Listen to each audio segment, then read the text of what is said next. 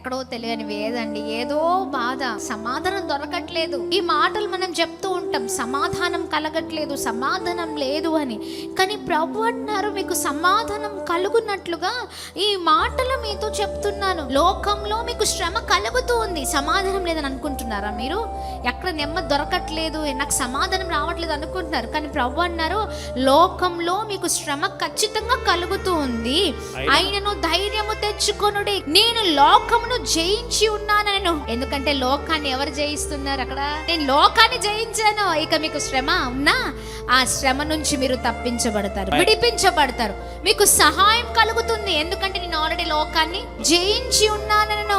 మన దేవుడు నమ్మదగిన దేవుడు, ఆయన బిడ్డలం మనం.